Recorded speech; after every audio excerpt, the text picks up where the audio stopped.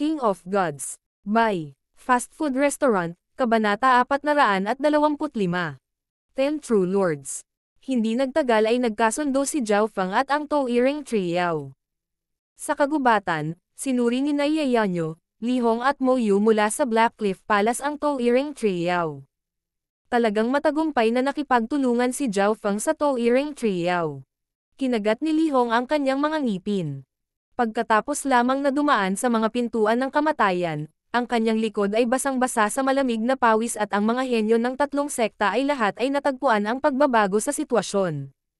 Sa puntong ito, nakatayo si Zhao Feng sa mga sanga ng Touyiring Trio ngunit ang huli ay kalmado at hindi siya inatake. Matagal na itong pinaplano ng taong ito at isang lobo na nagtatago sa balat ng tupa. Ilang disipulo ng sekta ang pinatay niya, kabilang si Yu Luo sa True Lord rank. Kung hindi dahil sa mabilis kong reaksyon, malamang na si Brother Li Hong ay. Ang mukha ni Yeonyo ay puno ng layuning pumatay at ang kanyang dibdib ay kumabog. Mula nang makapasok sa Purple Saint Ruins, walang sino man ang nagpagalit sa kanya na gusto niyang patayin ang mga ito. Sa simula pa lang, tila ang nagbabanta ay si Yeonyo kay Zhao Feng ngunit sa totoo lang, siya ang pinakamalaking payong niya. Kung hindi dahil kay Yeonyo, si Zhao Feng, ang isang tagalabas ay hindi makakalakad ng tuloy-tuloy at makakuha ng mga benepisyo sa gitna ng tatlong sekta. Kung hindi dahil sa akin, hindi sana sila namatay ni Yu Luo. Si Yeonyo ay nakonsensya at napahiya. Nakakuyom ang kanyang mga kamay ng jade at halos tumusok ang kanyang mga ngipin sa kanyang mga labi. Gayunpaman, malakas ang kanyang puso at hindi nagtagal ay kumalma siya.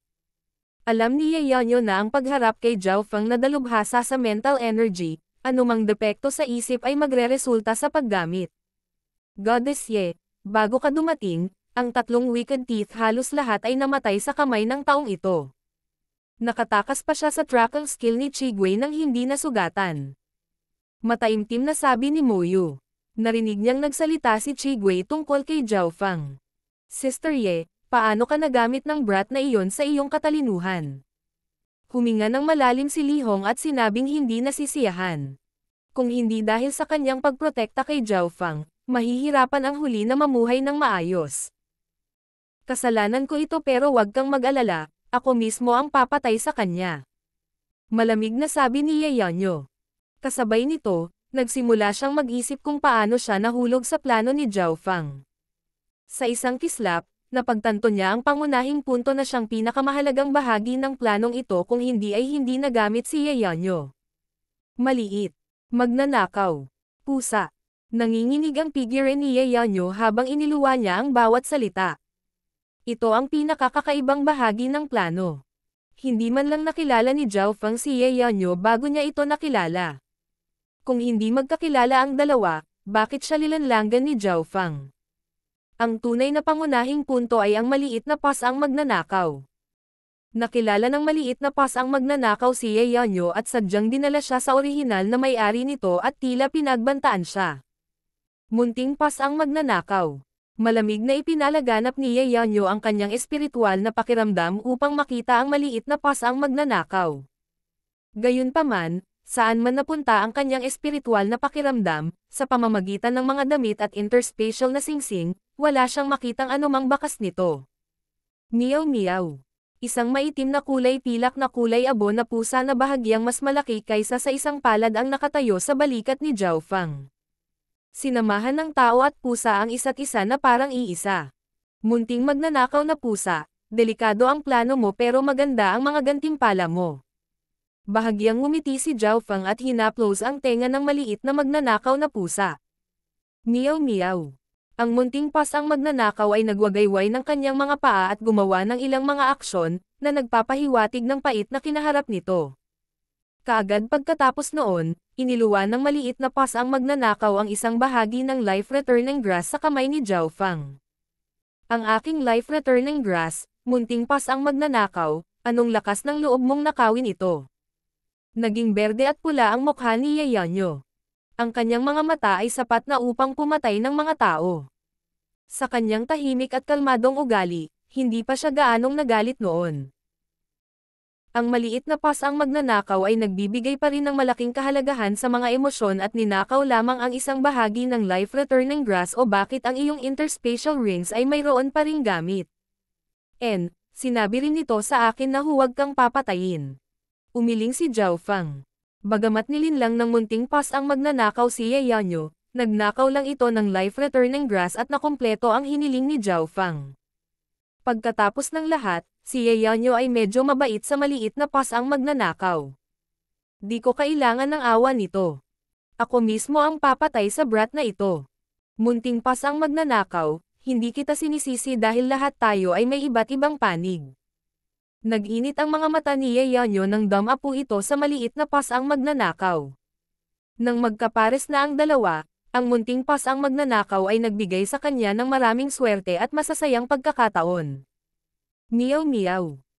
Ang munting pas ang magnanakaw ay muling ikan-away ang mga paa nito at tila may pinapagawa sa kanya. Ano? Gusto mo ako at siya? Imposible yan. Namula ang mukha ni Ye Yanyo at halos lumuwa siya ng subo ng dugo. Bagamat walang ibang nakaintindi, alam pa rin ni Zhao Fang kung ano ang ibig sabihin ng maliit na pas ang magnanakaw. Pumasok ka dyan. Walang ekspresyong itinapon ni Zhao Fang ang maliit na pas ang magnanakaw sa spiritual pet bag sa pamamagitan ng paghawak sa mga tenga nito. Pagkatapos noon, hindi na siya nag-abala kay Ye Yanyo at sa kanyang mga kasama at kinuha ang buhay na bumabalik na grass na ibinigay niya sa Toiring Triao. Ito ang life-returning grass. Naniniwala akong nakumpleto ko na ang kalahati ng aking pangako. Sabi ni Zhao Fang. Life-returning grass. Nagulat ang Toiring Triao at kinuha ito ng may bagzo ng berdeng hangin.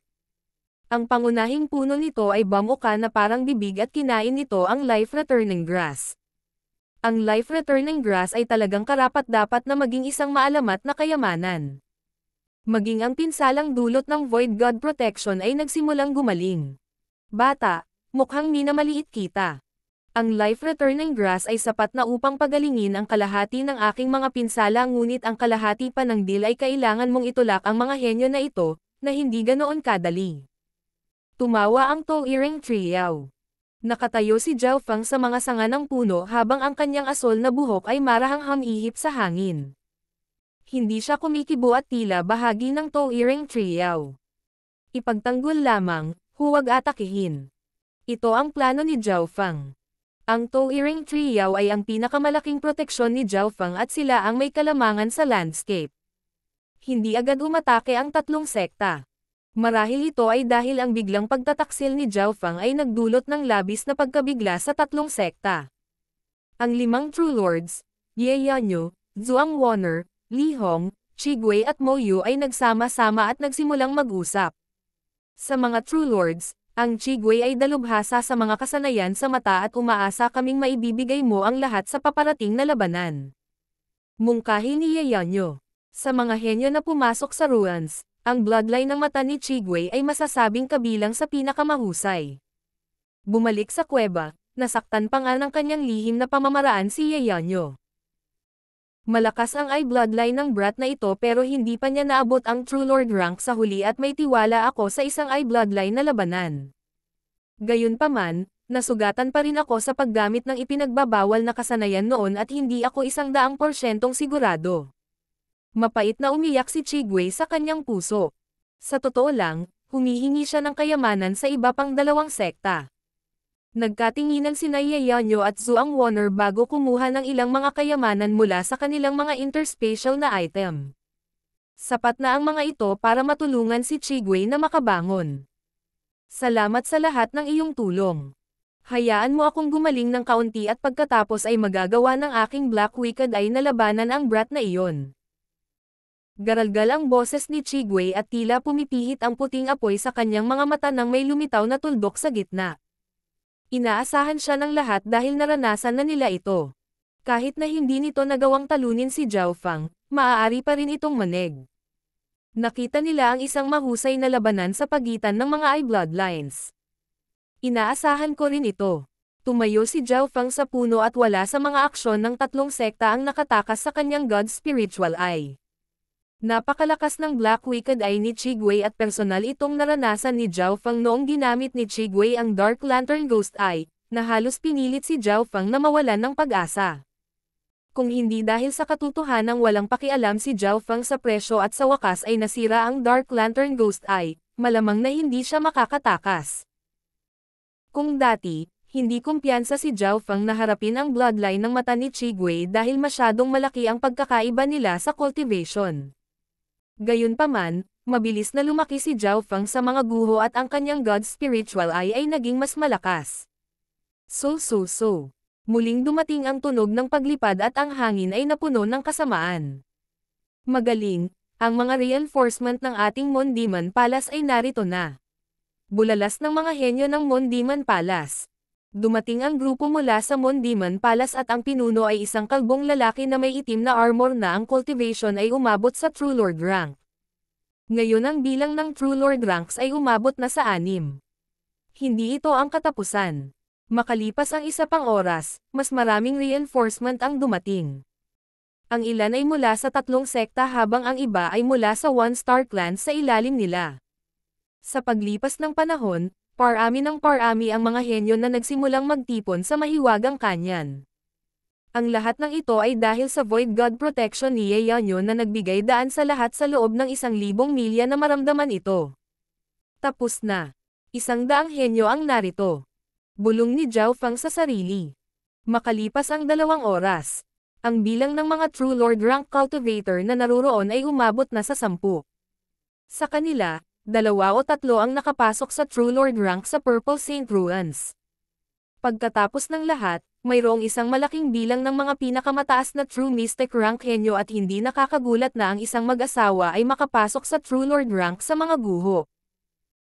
10 True Lord ranks, 100 henyo, lahat sila ay hindi mas mahina kaysa sa isang pinakamahusay na kamanghamanghang henyo ng Azure Flower Continent. Sa kabutihang palad, ang lutiay ni na iyon ay hindi pa dumating. Sinabi ko sa Purple Saint Partial Spirit na bigyan siya ng problema. Ang puso ni Zhao Feng ay hindi kalmado. Mahirap isipin kung anong uri ng labanan ang magaganap. Ang kaba at panginginig dahil sa tensyon mula sa Towering Trio ay hindi nakaligtas sa mga sentido ni Zhao Feng. Sa totoo lang, kung walang anumang aksidente, sa kasalukuyang estado ng Towering Trio, ito ay mamamatay sa loob ng maximum na 2 oras. King of Gods, Kabanata 426. Black Wicked Eye. Sa mahiwagang kanyan, sa loob ng kagubatan. Ang 10 True Lord rank aura ay kumalat sa kalangitan at nagpaikot ng mga ulap. Ang hangin ay napuno ng iba't ibang elemento at kulay. Sa puntong ito ng panahon, ang puwersa ng 3 sekta ay umabot na sa 100 tao, na mas malakas kaysa dati. Tao, mukhang ang ikalawang kalahati ng iyong pangako ay mahirap makumplito. Hindi ko ito matatakasan. Ang malungkot na boses ng Towering Trio ay tumunog sa tabi ng tainga ni Zhao Feng. Sa mga normal na sitwasyon, kahit na doble ang bilang ng True Lord ranks na naroroon, hindi nila kayang tapusin ang Towering Trio. Gayunpaman, ang Towering Trio ay nasugatan ng Void God Protection at isang malaking butas ang lumitaw.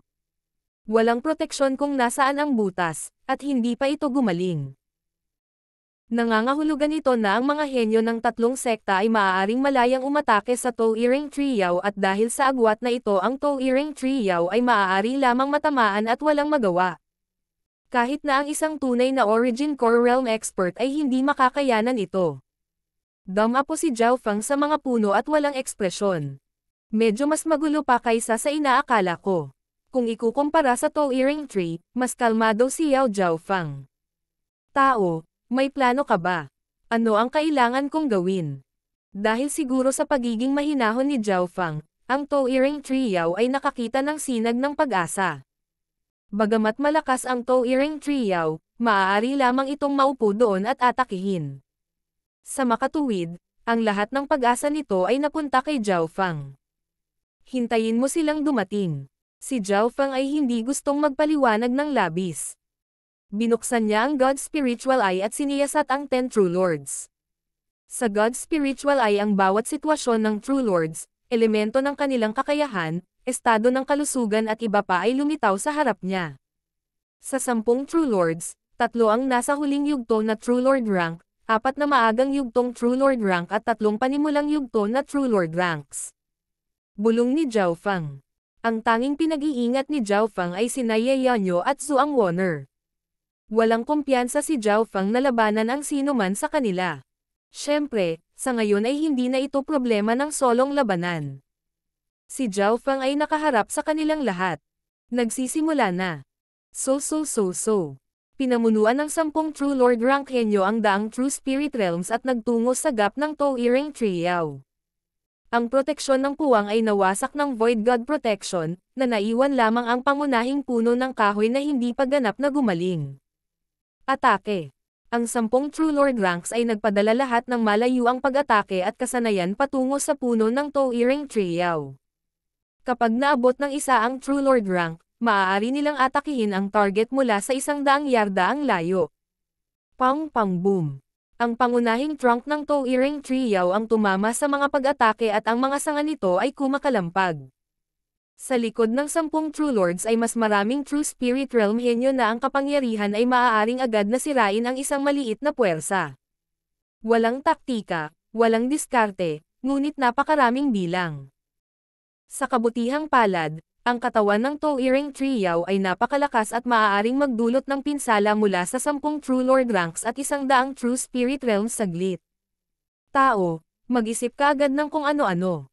Makatayo lang ako dito at matatamaan at mamamatay sa loob ng 2 oras. Ang tono ng Towering Trio ay apurahan. Iniisip ba ng mga taong ito na wala ako? Dumapo si Zhao Fang sa sanga at tahimik na pinanood ang sunod-sunod na pag-atake mula sa 3 sekta. Hindi nagtagal ay naunawaan niya ang layunin ng 3 sekta. Hanggat napatay nila ang Towering Trio, mawawalan ng proteksyon si Zhao Fang. Sa oras na iyon, hindi ba siya madaling mahuli? Sa makatuwid, kung walang gagawin si Zhao Fang, wala ring gagawin ang 10 True Lord ranks. Magsimula na tayo. Ang God Spiritual Eye ni Zhao Fang ay biglang bumukas, at ang kanyang kaliwang mata ay tila nagningning ng yelo. Shua! Nanginginig ang puso ng ilang eksperto sa True Spirit Realm. Patayin. Ibigay ang kaluluwa ng Wood Spirit Essence. Arg. Senior Brother. Bakit? Inatake mo ako. Nagkaroon ng kaguluhan sa grupo. Ilang True Spirit Realms ang biglang nawalan ng kontrol sa kanilang emosyon at inatake ang mga taong nasa tabi nila. Bam! Bam! Bam! Ang dugo ay lumipad kung saan-saan habang ang ilang mga alagad mula sa 3 sekta ay pinatay ng mga katabi nila. Eye of Heart.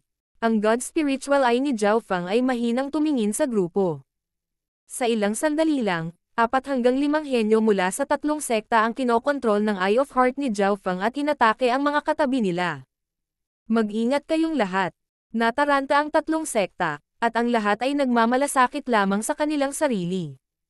Walang sino man sa ilalim ng True Lord rank ang makakahadlang sa Eye of Heart ni Zhao Fang at sa isang sulyap lang, na-control ang kanilang mga emosyon. Ang pagharap sa mga iyon ay maaaring magkanulo sa kanila anumang segundo, paano magkakaroon ng puso ang mga disipulo na atakihin ang Towering Trio. Eye of Illusion.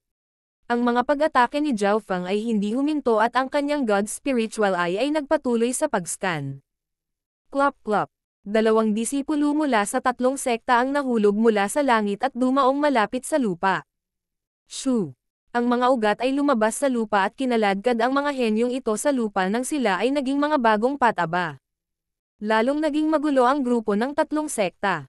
Chigwei, kung maaari mo gawin mo na.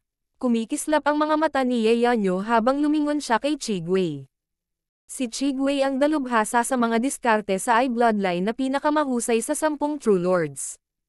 Ipaubaya mo siya sa akin. Malamig na bulong ni Chigwei habang lumilipad sa hangin ang singsing sa kanyang ilong. Noong ginamit ni Zhao Fang ang kanyang bloodline, nanunood si Chigwei. Mas base sa mental energy ang bloodline ng brat na ito. Bago ko siya matapos, walang taong walang soul protective items ang lalapit. Ang mga may cultivation na mas mababa kaysa sa pinakamataas na True Mystic rank ay dapat lumayo.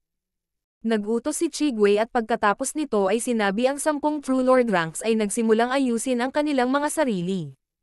Mahigit sa 2/3 ng mga tao ang umatras, at ang natitirang mga henyo ay umabot sa pinakamataas na True Mystic rank o may magandang soul protective item. Aatake sana si Zhao Fang ngunit bigla siyang nakaramdam ng malamig at masamang aura na pumasok sa kanyang kaluluwa. Black Wicked Eye. Ang mga mata ni Chigwei ay kumislap ng puting apoy nang lumitaw ang isang misteryosong madilim na tuldok sa gitna ng kanyang mata. Nagkatinginan ang dalawa at ang Black Wicked Eye ay humarap sa God's Spiritual Eye. Tagalabas. Tingnan natin kung gaano kalakas ang bloodline ng mata mo. Dinilaan ni Chigwei ang kanyang mga labi habang lumalakas ang hangarin sa pakikipaglaban sa kanyang mga mata. Iniisip kung paano natalo ang kanyang eye bloodline sa kalaban noon, ang kanyang puso ay napuno ng ayaw at pagnanais na tunay na lumaban. At ngayon ang pagkakataong ito ay sa wakas narito na. Black Wicked ay laban sa God's Spiritual Eye. Isang salpukan ng eye bloodlines. Pang! Ang tuldok ng Black Wicked Eye ni Chigwei ay biglang nanginig at sa sumunod na iglap ay tila umabot mula sa kanya ang isang hindi nakikitang tulay hanggang kay Zhao Fang. Hindi naintindihan ng mga alagad ng tatlong sekta kung ano ang nangyayari. Nadurog ang Ghost Bridge kay Zhao Fang at naramdaman ng huli ang masamang hangin na dumaan mula sa tulay. Nagsimulang nanlamig ang kanyang katawan nang bumagsak sa kanya ang kapangyarihan ng Black Wicked Eye. Ang kaluluwa ng isang normal na dalubhasa ay malamang na masisira ng nakakatakot na hangin na ito ng kasamaan at maging isang shell na walang iniisip. Shua! Isang puting ghost claw ang biglang bumaril mula sa tulay patungo kay Zhao Fang.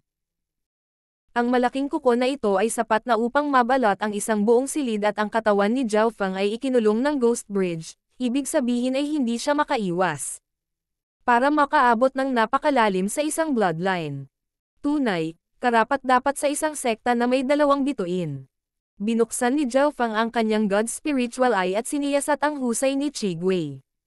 Sa pamamagitan ng Black Wicked Eye, naabot ni Chigwei ang limitasyon sa kung paano gamitin ang hangin ng kasamaan at ang kanyang mga pamamaraan ay mahirap labanan. Break. Inikat ni Zhao Fang ang ice pond sa kanyang isipan at nakipagsagupaan sa kapangyarihan mula sa Ghost Bridge. Ang God's Spiritual Eye ay naglalaman ng isang kapangyarihan na tila nakakagulat sa mga multo at mga Diyos at isang lamig na tumutulo hanggang sa buto ay pinakawalan. Ang kuko ng multo ay agad na itinulak sa pinakasimpleng paraan at halos kumupas. Nagsimulang yumanig ang Ghost Bridge at naging hindi matatag. Pumunta ka. Marahang tinapik ni Chigwei ang kanyang ghost bag at mula rito ay lumabas ang 12 ng brutal na multo.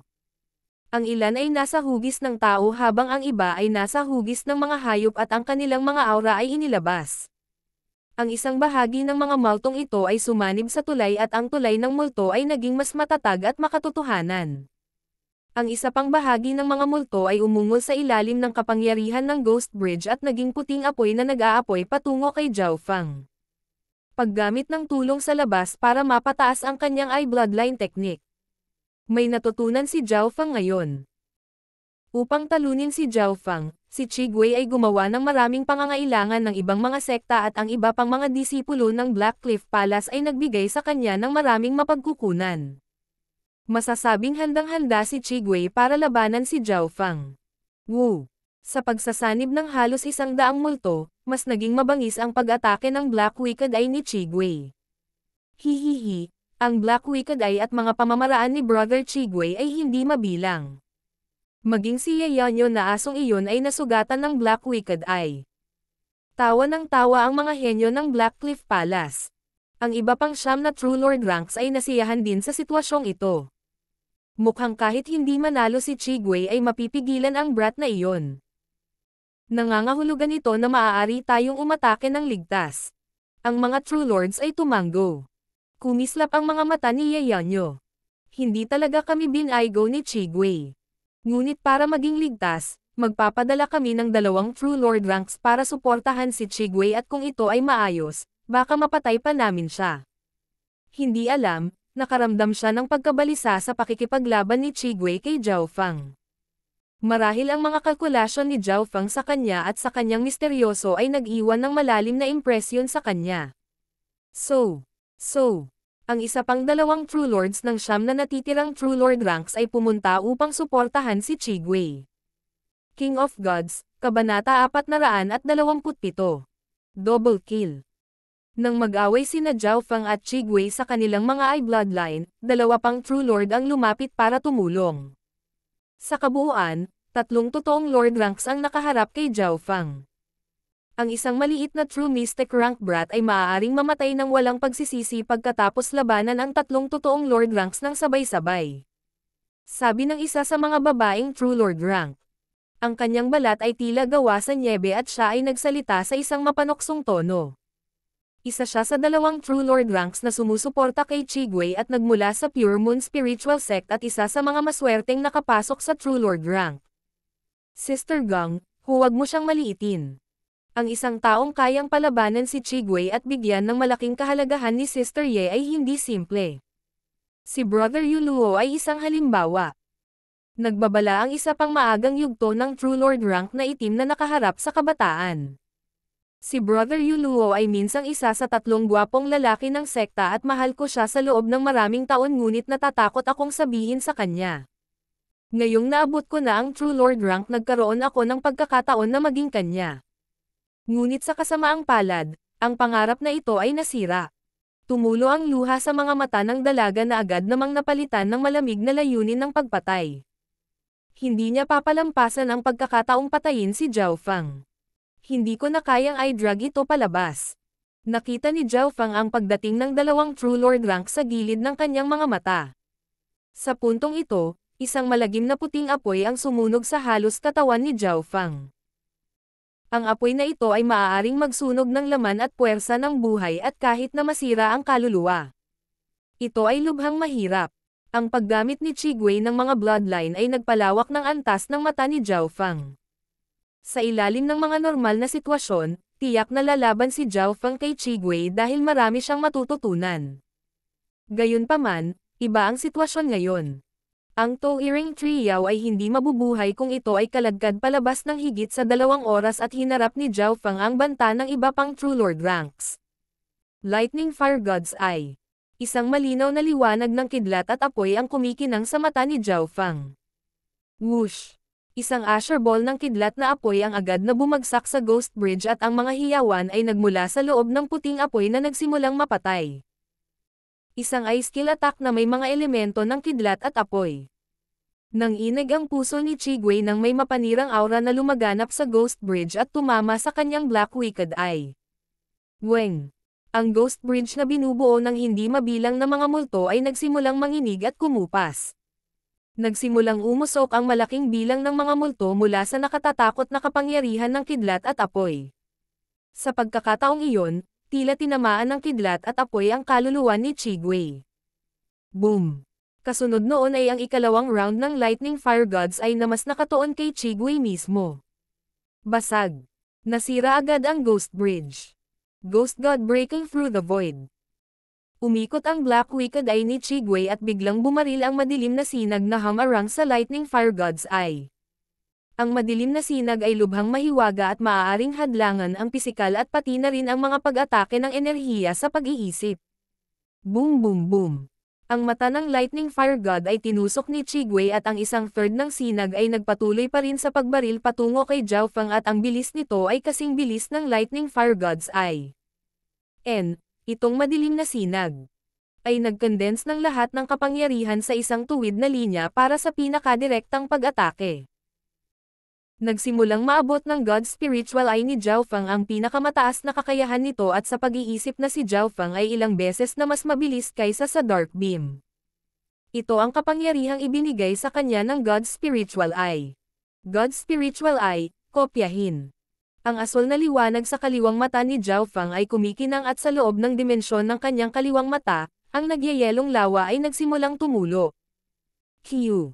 Isang sinag ng malamig na liwanag ang bumaril mula sa kaliwang mata na sumalungat sa madilim na sinag ni Qi Gui. Ang maitim na sinag ni Qi Gui ay unang nagyelo bago nabasag. Ano ang nangyayari? Ito ay ang parehong lihim na kasanayan tulad ng sa akin ngunit may ibang elemento. Natigilan si Qi Gui. Napanood niya ang kanyang Ghost God breaking through the void na nawasak ng sarili niyang kakayahan. Q. Ang natitirang apoy ng kidlat sa Chigwei ay hindi pa naapula at ang malamig na sinag ng liwanag ay mayroon pa ring kalahati ng kapangyarihan nito habang dumapo ito sa kanyang katawan. Isang malamig na lamig ang agad na nagpalamig sa kanyang laman at kaluluwa. Si Chigwei ay suminok at naunawaan ang kahulugan ng kombinasyon ng kidlat at apoy. Hihihi, ang paglipat na ito ay masasabing iba't ibang anyo ng Eye of Soul. Tawagin natin itong Ice Soul Shooting Line o Ice Soul Charge. Bahagyang tumawa si Zhao Feng. Ang Eye of Ice Soul ay pangunahing nakatuon sa pagyayelo ng mga kaisipan at isipan ng mga kalaban at ito ay isang tuloy-tuloy na pag-atake samantalang ang Ice Soul Shooting Line na ito ay tungkol sa pagsabog at parang katulad Ghost God breaking through the void ni Chigwei na maaaring hamarang sa pag-atake ng iba. Pamamaraan sa pagkopya. Ang bloodline ng mata mo. Nanlaki ang mga mata ni Chigwei at bumuka ang kanyang bibig. Sa sandaling ito siya ay bahagyang nasugatan mula sa Lightning Fire at Ice Soul ngunit wala sa mga ito ang nakalampas sa pagkabigla ngayon. Eye of Illusion. Muling ginamit ni Zhao Feng ang kanyang God's Spiritual Eye. Ang susunod na sandali, si Chigwei ay lumitaw sa isang malamig na dimensyon na may mga tanikala ng kidlat na nakagapos sa kanya. Ilusyon na pumipigil sa aking pag-iisip. Bahagyang nagulat si Chigwei ngunit hindi nagpanik. Halatang nakakita siya ng mga katulad na kasanayan noon. Papapa. Hinampas ni Zhao Feng ng matinik na metal na latigo si Chigwei at patuloy na pinahirapan ang kanyang kamalayan. Kapag ang mental energy consciousness ng isang tao ay pinahirapan ng husto, sila ay mapapagod at mahihimatay. Malinaw na alam ni Chigwei kung ano ang sitwasyon niya. Ang problema ay nasa himpapawid siya at pagkatapos ng ilang paghinga ay mahuhulog siya sa lupa, na nagiging pataba para sa Towering Triao. Vengeance Ghost Spirit Explosion. Kinagat ni Chigwei ang kanyang mga ngipin at nanginginig ang itim na singsing sa ilong habang naglalabas ito ng malakas na pinagmumulan ng ghost power. Sa pisikal na dimensyon nagsimulang mag-apoy ang noo ni Chigwei na may kapangyarihang multo na lumikha ng hindi maipaliwanag na pagyanig ng kaluluwa. Huwang. Ang mga alon ng itim na hangin ay nagsimulang dumaloy kung saan-saan sa loob ng dimensyon ng ilusyon at nagsalubong ang mga kilay ni Zhao Feng. Ang enerhiya na kailangan niyang gamitin upang mapanatili ang dimensyon ng ilusyon ay agad na naging ilang beses na mas malaki. Pipilitin ni Chigwei na lumabas. Kung ito ay isang normal na laban sa isang labanan ay tiyak nakakalagka rin ito ni Zhao Feng dahil tiwala siya sa pinagmumula ng enerhiya ng kaisipan ng God's Spiritual Eye. Gayunpaman, iba ang sitwasyon ngayon. Ang kanyang kalaban ay hindi lang si Chigwei, may 10 True Lord ranks at 2 sa kanila ang dumating. Ano ang nangyayari? Parang pinigilan si Chigwei. Bahagyang nagulat ang itim na mukha ng kabataan at matikas na babae. Kanina lang ay nayanig ang mga puso ng mga henyong nanunood dahil sa salpukan ng kanilang mga bloodline. Gayunpaman, halatang binago ni Zhao Feng ang tubig at siya na ngayon ang nakakagulat kay Chigwei. Bahagyang napaso ang katawan ni Chigwei at lumantad ang matamis sa kanyang noo habang nagpupumiglas. Mukhang minamaliit natin siya. Kahit si Chigwei ay hindi siya kayang pigilan. Si Yeonyo na nanonood sa malayo ay may tame time na ekspresyon ngunit sa kabutihang palad ay dumating ang 2 sumusuporta sa True Lord ranks. Si Zhao Feng at Chigwei ay nasa isang mahalagang punto at hindi maaaring magambala. Ito ang pinakamagandang pagkakataon para patayin siya. Bumungad sa mukha ng matikas na babae ang layuning pumatay. Tama iyan. Hindi tayo makakatulong in terms of eye bloodline pero kung papatayin natin si Zhao Feng malulutas ang lahat. Ang itim na mukha na binata ay tumango. Matalino ang dalawa at nakita kung saan ang problema. So. Ang 2 True Lord ranks ay lumipad sa himpapawid at lumapit kay Zhao Feng. Bagamat nakatayo si Zhao Feng sa mga kagubatan at sa loob ng mga hangganan ng Towering Triao, mayroong 7 pang True Lord ranks at maraming True Spirit Realms na tumutulong. Hanggat hindi masyadong malalim ang dalawa at umatake mula sa malayo, malaki pa rin ang tsansa nilang magtagumpay. 3 True Lord ranks ang nagtutulungan. Masyado nyo akong kinakalkala. Ang mahinang pagtawa ni Zhao Feng ay sinamahan ng pagpatay na layunin. Shua. Binawi ni Zhao Feng ang kanyang God Spiritual Eye at ang kamalayan ni Chigwei ay agad na bumalik sa kanyang katawan. Puting-puti ang mukha niya at muntik pang mahulog sa ulo. Sa sandaling ito, Nakita ni Chigwei ang dalawa pang True Lord ranks na sumugod kay Zhao Fang. Tumigil ka, nagmura si Chigwei. Sa pamamagitan ng labanan ay naunawaan niya kung gaano kadelikado si Zhao Fang. Kahit na ang mga normal na True Lord ranks ay mahihirapang harangan ang kanyang mga kasanayan sa bloodline ng mata. Ang tanging magagawa niya ngayon ay gamitin ang kanyang Black Wicked Eye na mayroon na lamang 60% ng battle power nito para pigilan si Zhao Fang. Gayunpaman, hindi pinansin ni Zhao Fang ang mga pagkagambala ng kanyang Black Wicked Eyes at tumutok sa dalawang True Lord ranks na papalapit. Maaari kayong lahat manatili sa likod.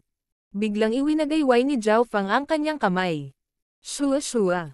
Mula sa ibaba ng lupa ay sumambulat ang dalawang maitim na pilak na figure na tumungo sa itim na mukha ng kabataan at matikas na babae mula sa likuran.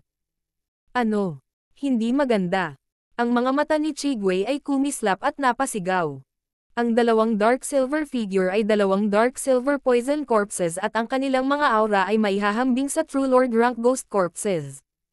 Ang dalawang True Lord ranks ay agad na inatake ng dalawang lasong bangkay at ni Zhao Fang. Medyo nasa likuran ang matikas na dalaga at agad na tinambangan ng dalawang bangkay na may lason. Sagipin mo ako. Bulalas ng babaeng matikas ang pananamit. Kaka-rating pa lang niya sa True Lord rank at nasa napakadelikadong sitwasyon na nakaharap sa dalawang bangkay na may lason. Shoo. Sa ilalim ng kontrol ni Zhao Fang, ang dalawang dark silver poison corpses ay iwinagayway ang kanilang makamandag na mga kuko ng scorpion at napunit patungo sa babae. Nataranta ang matikas na babae habang ang kanyang proteksyon sa True Spirit Chi ay napunit mula sa mga kuko. Shoo! Isang madugong sugat ang naiwan sa kanyang snow white na balat at sa sandaling pumasok ang lason sa kanyang katawan, ang kanyang dugo ay nagyelo. Nakapasok na siya sa mga pintuan ng kamatayan. Shoo! Kaagad pagkatapos ay ang kanyang damit at katawan ay tinusok ng dalawang bangkay ng aswang at kinain. Kahit gaano pa siya kaganda, sa pagtatapos ng araw, buto pa rin siya. Dahil sa nakakatakot na eksena, ang 7 True Lord ranks ay huminga ng malalim. Sister Gang. Natigilan ang nakaitim na mukha ng binata sa kanyang nakita. Ang una niyang reaksyon ay hindi para maghiganti kundi tumakbo. Nakakakilabot. Ang lakas ni Zhao Fang ay malalim na nakatago at nagtago ng dalawang bangkay ng multo. Eye of Ice Soul. Gayunpaman, nang siya ay lumipad palabas ng ilang yarda ay isang kakaibang lamig ang damaloy sa kanyang katawan. Sa kanyang maagang yugto ng True Lord rank cultivation, ang kanyang pag-iisip at isip ay bumagal sa isang rate na mas masahol pa kaysa sa mga nasa True Human rank. Shoo. Ang dalawang bangkay ng multo ay kumamo at galit na kumagat habang pinupunit nila ang itim na mukha ng True Lord. 2. Walang emosyong pinatay ni Zhao Fang ang dalawang True Lord ranks pagkatapos ay itinuro ang dalawang lasong bangkay patungo kay Chigwei. King of Gods, Kabanata 428. Ang ikatlong pagpatay. Sa isang maikling sandali, dalawang True Lord ranks ang namatay sa mga bangkay ng lason. Ang 7 True Lord at henyo ng 3 sekta ay nagulat sa biglaang pagbabagong ito. Masyadong mabilis ang lahat. Ilang sandali lang, si Zhao Fang ay pinipigilan ni Chigwei mula sa kanilang eye bloodline battle at sa pagdating ng dalawa pang True Lord ranks, ito ay nagiging lubhang mapanganib para kay Zhao Fang. Sino ang nakakaalam na ang sitwasyon ay magkakaroon ng biglaang pag-ikot? Sa 3 True Lord ranks, 2 ang napatay at ang natitira, si Chigwei, ay nasa matinding panganib. 2 lason na bangkay na teknikal na umabot sa True Lord rank at may dominanteng lason. Paano ito posible? Hindi makapaniwala si Chigwei sa kanyang mga mata. Gaano kahirap ang magtaas ng bangkay ng multo sa True Lord rank? Personal na alam ni Chigwei kung gaano ito kahirap. Siya ay gumugol ng maraming taon at mapagkukunan upang makuha ang dalawa sa kanila, samantalang si Zhao Fang ay ninakaw lamang ang mga ito mula sa isa pang disipulo ng Black Cliff Palace at sa oras na iyon, ang dalawa ay wala pa sa pinakamataas na True Mystic rank. Earthian Poison Mushroom. Siguradong nakuha niya ang Earthian Poison Mushroom. Biglang may naisip si Chigwei at naintindihan niya.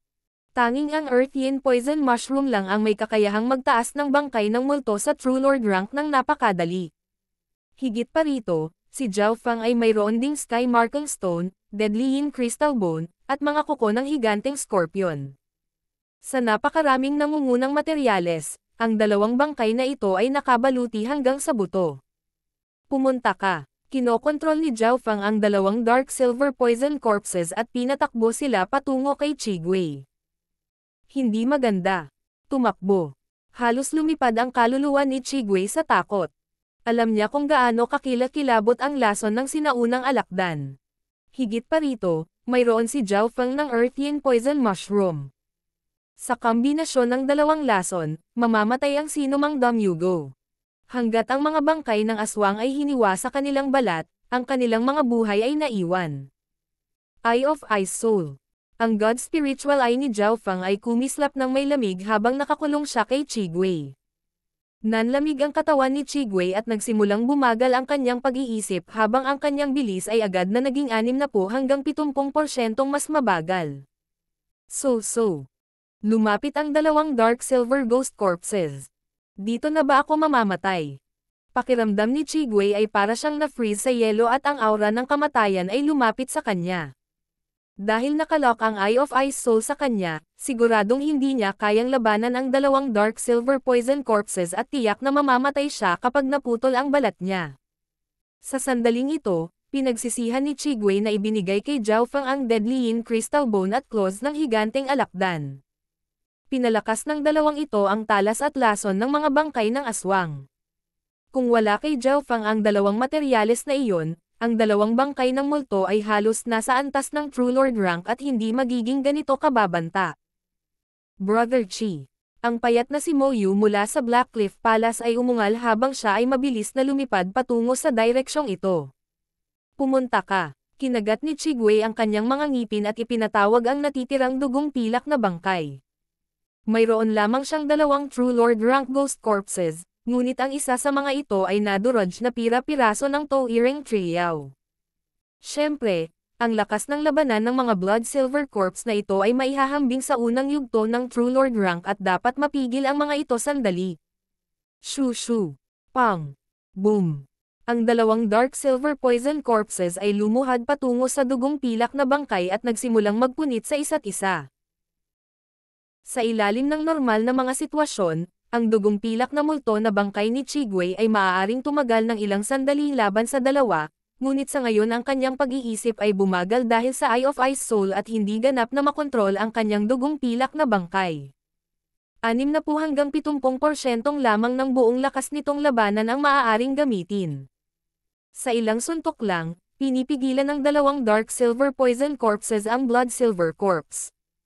Kung makukuha ko itong dugong pilak na bangkay, ang aking kabuuang lakas ay tataas ng husto. Isang ideya ang lumitaw sa isip ni Zhao Feng. Hindi alam ni Chigwei na ang kaisipang ito ay nagpapahintulot sa kanya na mabuhay. Kung talagang gusto ni Zhao Feng na patayin si Chigwei, kailangan lang niyang pigilan ang Blood Silver Corpse gamit ang isa sa Dark Silver Poison Corpses at pagkatapos ay gamitin ang ibang lason na bangkay at ang kanyang Eye of Ice Soul pati na rin ang Lightning Fire Gods ay para salakayin si Chigwei. Sa oras na iyon magkakaroon siya ng hindi bababa sa 70% rate ng tagumpay. Gayunpaman, gusto ni Zhao Feng ang Blood Silver Ghost Corpse. Ginamit niya ang kanyang Eye of Ice Soul para pigilan si Chigwei pagkatapos ay sinimulang itulak ang dugong pilak na bangkay ng multo patungo sa lupa. Pang boom. Hindi nagtagal ay pinilit malapit sa lupa ang dugong pilak na bangkay ni Chigwei. Shoo! Ang mga ugat ay lumabas mula sa ilalim ng lupa. Iwanan mo ang bangkay na ito, mayroon pa akong mga gamit para dito. Sinabi ni Zhao Feng sa Toe-Earing Triao. Agad na kinaladkad ng 12 ng mga ugat ang dugong pilak na bangkay sa lupa. Tapos na. Lubhang nasiyahan si Zhao Feng habang kinokontrol niya ang dalawang lason na bangkay upang habulin si Chigwei. Si Chigwei ay naapektuhan ng Eye of Ice Soul mula simula hanggang dulo at hindi pa siya nakatakbo ng malayo. Kapos palad. Bagamat nasaktan ang puso ni Chigwei sa pagkawala ng isang True Lord rank na bangkay, at least naligtas ang kanyang buhay. Brother Chi. Ililigtas kita. Dumating si Mo Yu at hamarang sa dalawang lasong bangkay. Bam! Ikinaway ni Mo Yu ang kanyang mga braso at itinulak pabalik ang dalawang lason na bangkay. Ang taong ito ay nagsasanay sa pamamaraan ng pagpapalakas ng katawan ng bangkay at may katawan na katulad ng mga bangkay ng multo, halos ganap na nababanat sa lason. Gumalaw ang puso ni Zhao Feng. Naunawaan niya na sa 10 True Lord ranks, ang taong ito lamang ang maaaring hamarang sa lason ng kanyang mga bangkay ng multo sa isang tiyak na antas. Eye of Ice Soul. Naging malamig ang ekspresyon ni Zhao Feng nang ibinaling niya ang kanyang God Spiritual Eye kay Mo Yu. Sa usapin ng mental energy, si Mo Yu ay mas malala kaysa kay Qigwei at habang ang Eye of Ice Soul ay nakalock sa kanya, ang kanyang mga iniisip at reaksyon ay bumagal. Si Mo Yu ay nagsanay sa pamamaraan ng pagpapalakas ng katawan ng bangkay at kahit na malakas ang kanyang katawan, hindi siya masyadong mabilis. Ngayong kinulong na siya ng Eye of Ice Soul, naging malamaya siya na parang pagong at nakakapagod ang bawat kilos niya. Papa. Pang. Pang. Ang dalawang lason na bangkay ay nagsimulang kumamo at kumagat sa depensa ni Mo Yu. Ang katawan ni Mo Yu ay hindi kapani-paniwalang malakas at sa ilalim ng normal na mga pangyayari, ang oras ay maaaring magpadala ng isang lason na bangkay na lumilipad kasama ang isa. Gayunpaman, sa epekto ng Eye of Ice Soul, ang kanyang bilis at liksi ay hindi kasing husay ng ilang true human ranks. Sa puntong ito, si Mo Yu ay inaatake ng baliw ng dalawang Dark Silver Poison Corpses. Ang isang normal na eksperto ay lalakad sa mga pintuan ng kamatayan kapag ang kanilang balat ay nabuksan, ngunit ang katawan ni Mo Yu ay katulad ng isang bangkay at halos ganap na nababanat sa lason. Siyempre, hindi siya tunay na bangkay at si Mo Yu ay hindi ganap na nababanat sa kombinasyon ng lason mula sa higanteng alakdan at Earth Yin Poison Mushroom. Ang kanyang depensa ay ilang beses lang na mas malakas kaysa sa ibang True Lord ranks. Matapos maputol ang kanyang balat ng ilang beses, ang katawan ni Mo Yu ay naging mas mabagal at bumagal at lumitaw ang isang lilang itim na kulay sa kanyang mukha. Brother Mo Yu. Nagmura si Qigwei nang makita niyang nahulog si Mo Yu sa desperasyon. Kung sa halip ay siya, ilang beses na siyang namatay. Sa mga True Lords, si Mo Yu lang ang makakalaban sa lason ng matagal. Lightning Fire God's Eye. Isang transparent azure flame ang kumikinang sa kaliwang mata ni Zhao Feng. Whoosh! Isang transparent na apoy ng kidlat ang sumunog sa katawan ni Mo Yu. Arg!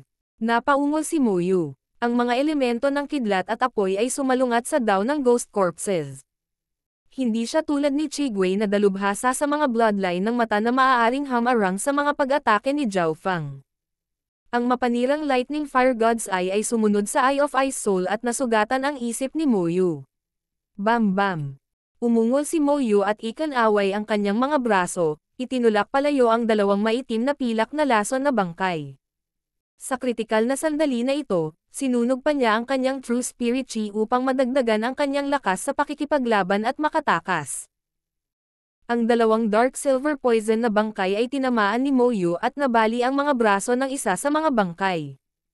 Mamatay. Lumamlam ang ekspresyon ni Zhao Feng habang ang kanyang God Spiritual Eye ay nailipat sa pinaka-maximum. Eye of Illusion. Ice Soul Shooting Line. Lightning Fire God's Eye. Whoosh. Q. Huang. Ang tatlong pangunahing kasanayan sa mata ay dumapo kay Mo Yu. Hinayla ng unang Eye of Illusion ang kamalayan ni Mo Yu at pinigilan siyang sunugin ang kanyang True Spirit Chi. Binaba nito ang kanyang depensa. Q. Kaagad na sumunod ay isang sinag ng liwanag na tumama sa katawan ni Mo Yu at nasugatan ang kanyang isipan. Huang. Ang huling Lightning Fire God's Eye ay agad na nagpadala kay Mo Yu sa isang lugar kung saan hindi siya makakabalik. Senior Brother Mo Yu. Si Qigwei ay umungal habang ang iba pang mga henyo ng Black Cliff Palace ay bumulalas. Ang kaluluwa ni Mo Yu ay nasunog ng Lightning Fire God's Eye at nahulog siya mula sa himpapawid, naging pataba para sa Touring Triao. Sa totoo lang, bago pa man makarating si Mo Yu, nawasak na ang kanyang isip. Huminga ng malamig ang 6 na True Lord ranks na nanonood. Kapag ang tatlong pangunahing pamamaraan ng bloodline ng mata ay dumapo sa isang target, tiyak na mamamatay sila. Ito ang unang pagkakataon na ipinakita ni Zhao Feng ang kanyang bangis. Ang pangatlo. Malamig ang mukha ni Zhao Feng, ngunit medyo pangit din sa parehong oras. Pagkatapos gumamit ng napakaraming eye bloodline techniques na tuloy-tuloy, gumugol siya ng maraming enerhiya at ito ay sa tulong ng God's spiritual eye. Kung ito ay isa pang eye bloodline genius, tiyak na hindi sila magtatagal. Tao, inaamin kong minamaliit kita. Talagang nagawa mong tapusin ang 3 sa 10 True Lord ranks ng napakabilis. Noong ginamit mo ang eye bloodline mo, kahit ang wood spirit essence soul ko ay nanlamig. Maririnig ang kagalakan mula sa boses ng Tao-Earing Trio. Natapos ni Zhao Fang ang 3 True Lord ranks at ginawa ito ng mabilis. Bago ito, ang Tao-Earing Trio ay inisip lamang si Zhao Fang bilang isang butil ng pag-asa ngunit hindi naniniwala sa kanya. Shua. Bumalik ang figure ni Zhao Fang sa isang lugar kung saan maraming sanga at umupo na may maputlang mukha. Senior Brother Tree, maaari mo bang bigyan ako ng Wood Spirit Essence Soul ngayon? Makakatulong ito sa akin na makabangon at bigyan ako ng mas malaking pagkakataon na itaboy ang mga kaaway na iyon. Hiling ni Zhao Fang. Hindi mo pa nakukumpleto ang pangako mo. Alam ko mula sa karanasan kung gaano katuso kayong mga tao. Ang Tao-Earing Trio ay halatang hindi pipi kung hindi ay hindi siya magiging isang yaw. Alam mo na gumugol ako ng maraming enerhiya sa pagpatay sa 3 True Lord ranks. Ang iba pang 7 True Lord ranks ay hindi mahuhulog dito. Nagpatuloy si Zhao Fang. Ito. Ang Tao-Earing Trio ay bahagyang nag-alinlangan dahil natatakot itong kalkulahin ni Zhao Fang. May isa pang mahalagang punto. Kung bibigyan mo ako ng Wood Spirit Essence Soul, magagamit ko ang mas malakas na eye bloodline techniques na kritikal para itulak ang True Lord rank sa likod.